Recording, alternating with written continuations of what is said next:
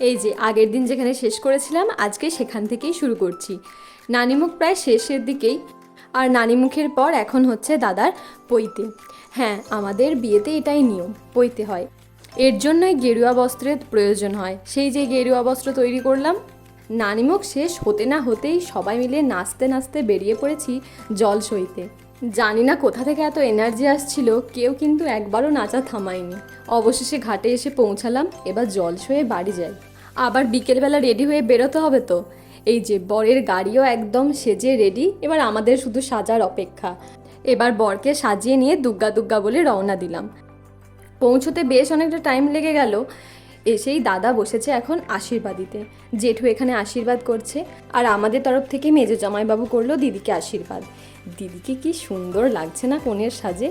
আবার এটাও একটা রীতি, বরাসরে বরকে চন্দনের তিলক পরানো।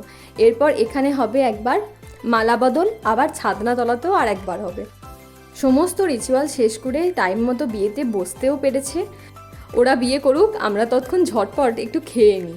এই যে আমরা বরযাত্রীরা মোটামুটি সবাই বসে পড়েছি, আর এই ছিল আজকের মেনু। তারপর খেয়ে এসে দেখি দিদিও ছাদনাতলায় বসে পড়েছে, আর এখন চলছে খই পোড়ানো। এই রিচুয়ালটা দেখতে আমার বেশ ভালো লাগে। এবার সেই মাহেন্দ্রক্ষণ সিঁদুরদান। শ্রীকৃষ্ণের কাছে প্রার্থনা করি দুজনে যেন একে অপরের পাশে থেকে সারাটা জীবন খুব ভালো কাটায়। আর এখন বাজে রাত 3:30। হ্যাঁ, ফিরতে আমাদের 3:30 বেজে গেল। আর চোখ মুখের অবস্থা দেখছো, কি টায়ার্ড যে লাগছে। ওকে, বাই বন্ধুগণ, আবার দেখা হচ্ছে কালকের ব্লগে। মিস না করতে হলে অবশ্যই লাইক দিয়ে সাবস্ক্রাইব করে রাখো। রাধে রাধে।